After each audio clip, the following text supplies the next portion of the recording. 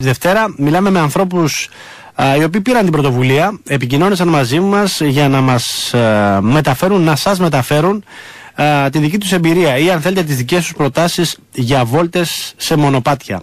Φέτος ξέρετε πολύ καλά ότι η πρωτοβουλία του Sky για το καλοκαίρι είναι καλές οι διακοπές, αλλά να περπατήσουμε και λίγα. Και αυτό είναι ουσιαστικά το μήνυμα που εμείς θέλουμε να στείλουμε και νομίζω ότι το περπάτημα κάνει γενικά καλό. Καταρχήν στο μυαλό και μετά στο κορμί. Και σε άλλες αισθήσεις. Κοντά μας είναι ο κύριος Βασίλης Αναστασόπουλος. Καλημέρα κύριε Αναστασόπουλε. Καλημέρα κύριε Ψάλτη, τι κάνετε? Δόξα τω Θεώ, είσαστε καλά εσείς? Καλά είμαστε και εμείς και καλημέρα και στους αγρότες. Να είστε καλά. Λοιπόν, θα πάμε τώρα στο φαράκι της Γκούρας. Πού είναι το φαράκι της Γκούρας? Το φαράκι της Γκούρας. Ωραίο ακούγεται. Ωραίο ακούγεται και ωραίο είναι. Είναι στην Αρκαδία, στο νομό Αρκαδίας και στο Δήμο Ηρέας. Μάλιστα. Ο Δήμος Ηρέας είναι στη δυτική πλευρά του νομού Αρκαδίας. Δυτικά, δηλαδή είναι προς τη μεριά... Είναι οι τελευταίες απολύξεις του Μενάλου προς τα δυτικά. Μάλιστα. Άρα λοιπόν πάμε για την Αργολίδα μετά δηλαδή. Όχι, μετά είναι η Ηλία. Είναι από την από εκεί μεριά. Είναι η Ηλία. Άιντε, έχεις χάσει τον μπούσουλα. Ναι, για μένα το λέω αυτό. Λοιπόν, το φαράκι της Γκούρας είναι ένα όμορφο φαράκι. Σε μήκος περίπου 6 με 7 χιλιόμετρα. Περικλείται από τα χωριά, θέλω να... Βεβαίως, τα 55, βεβαίως. Σέρβου, Αράπηδες, Κοκκινοράχη, Λακαδινό Ρέμα, Χρυσοχώρη, Όφια, Λυσαρέα, Σαρακίνη, Παλούπα, Ψάρι και Λικούρες. Αυτά είναι τα γνωστά, θέλω να πω, είναι τα χωριά, τα μικρά, τα 20-30 σπίτια, έτσι. Που σε αυτά είναι το φαράκι της Γκούρας. Από όλα τα χωριά μπορεί ο κάθε οδηπόρος, ο κάθε πεζοπόρος να πάει στην Γκούρα και να κάνει διάσκηση. Δηλαδή από οποιοδήποτε από αυτό το χωριό μπορεί να μπει μέσα. Μπορεί να μπει μέσα στην Γκούρα και να κάνει τη διάσκηση. Λοιπόν, για πάμε τώρα στο μονοπάτι. Λοιπόν, είναι ένα μονοπάτι το οποίο είναι εύκολο, δύσκολο, κύριε Αναστασόπουλε? Κοιτάξτε, αυτή τη στιγμή το μονοπάτι είναι εύκολο από 2-3 σημεία του, δηλαδή από 2-3 χωριά. Ένα από αυτά τα χωριά είναι το Ψάρι, ένα είναι του Σέρβου, το Λικούρεση, και η Λυσαρέα, συγγνώμη.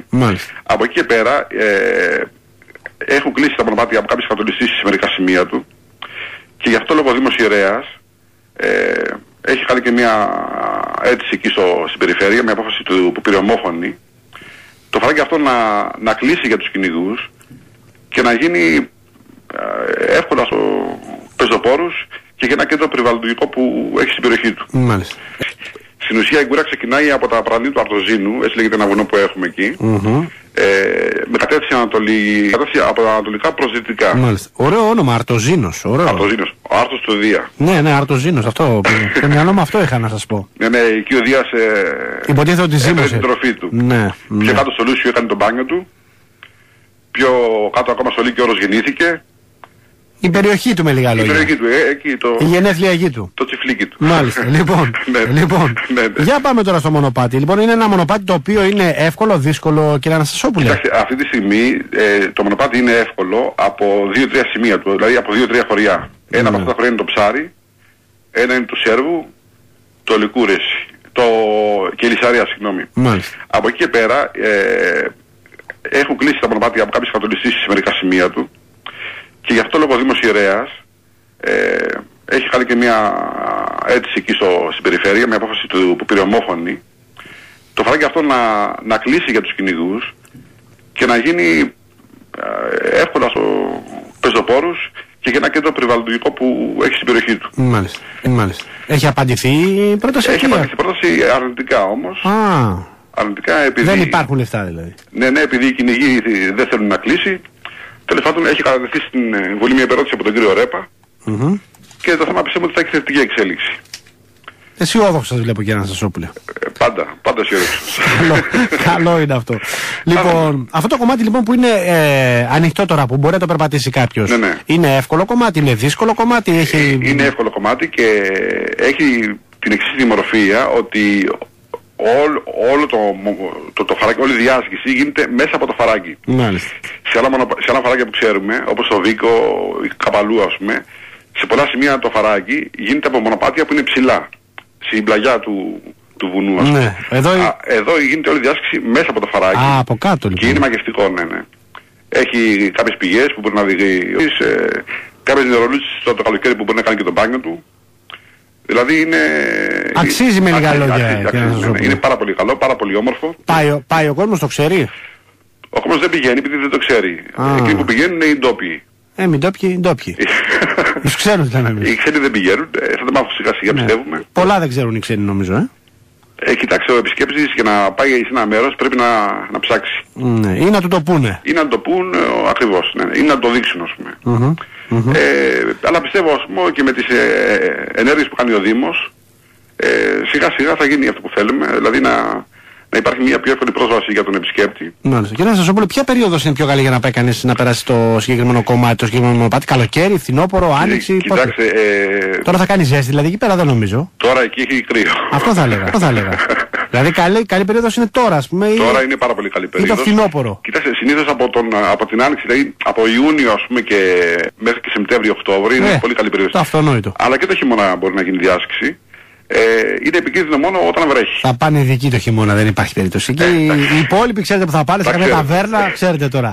Τίποτα κοψίδια κλπ. Αφού τα ξέρετε τώρα. Λοιπόν, κοιτάξτε, αυτή είναι η συνέχεια. Έτσι, δώστε μου μια εικόνα σας παρακαλώ, γιατί υποψιάζομαι ότι εκεί και πανίδα και χλωρίδα καλή. Και πανίδα έχει και χλωρίδα. Κοιτάξτε, υπάρχουν πολλά σπάνια βότανα. Εγώ προσωπικά δεν τα ξέρω, αλλά έχω διαβάσει γι' αυτά. Αλλά και η πανίδα είναι πολύ πλούσια. Με λαγούς, αγριογούρνα κτλ. Ελπίζω να μην έχουμε καμία περίεργη επαφή εκεί πέρα, δηλαδή. Κοιτάξτε, το αγριογούρνο του άνθρωπο τον ακούει και φεύγει. Ναι. Αλλά αν το δει. Καλώς εγώ των πραγμάτων, γιατί δεν ξέρω. Όχι. Το αγριογούρνο τον ακούει τον άνθρωπο, γιατί τον μυρίζει και φεύγει μακριά. Έτσι. Αλλά είναι πλούσια και η πανίδα και η χλωρίδα. Ελπίζω να μην έχουμε καμία περίεργη επαφή εκεί πέρα, δηλαδή. Κοιτάξτε, το αγριογούρνο του άνθρωπο τον ακούει και φεύγει. Ναι. Αλλά αν το δει. Καλώς εγώ των πραγμάτων, γιατί δεν ξέρω. Όχι. Το αγριογούρνο τον ακούει τον άνθρωπο, γιατί τον μυρίζει και φεύγει μακριά. Έτσι. Αλλά είναι πλούσια και η πανίδα και η χλωρίδα. Ωραία, νομίζω λοιπόν ότι και εκεί και στο κομμάτι αυτό που κουβεντιάζουμε σήμερα, αυτό που μας προτείνετε κι εσείς, είναι πλούσιο για όλες τις αισθήσεις. Γιατί υποψιάζομαι, γιατί το λέω μονίμως, και, έτσι, και η όσφρηση, ό,τι μυρίζει εκεί πέρα, έτσι, και η ακοή. Έτσι ακριβώς. Κοιτάξτε, η ήχη του Φαραγιού είναι μοναδική. Έτσι. Νομίζω γενικά η ήχη της ελληνικής φύσης. Έτσι, είναι εντυπωσιακή. Νομίζω την χάνουμε λίγο εδώ στην Αθήνα, Δεν τη χάνουμε, εδώ απλά δεν την ξέρουμε.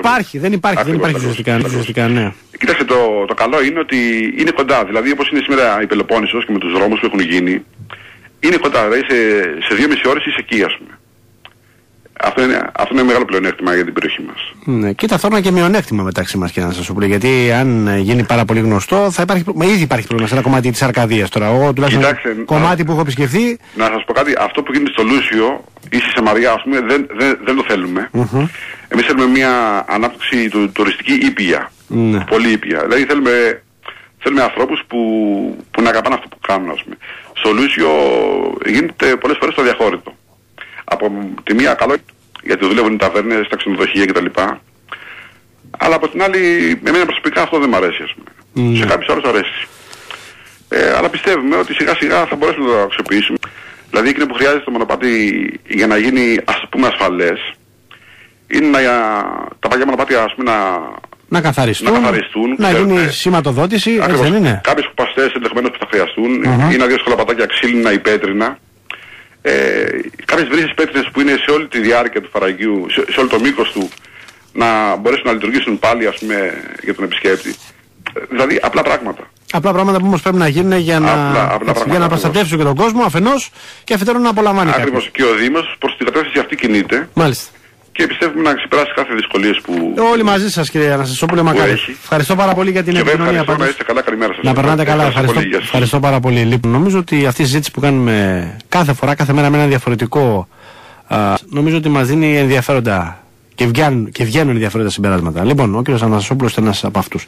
Πάμε τίτλους ειδήσεων και επιστρέφουμε.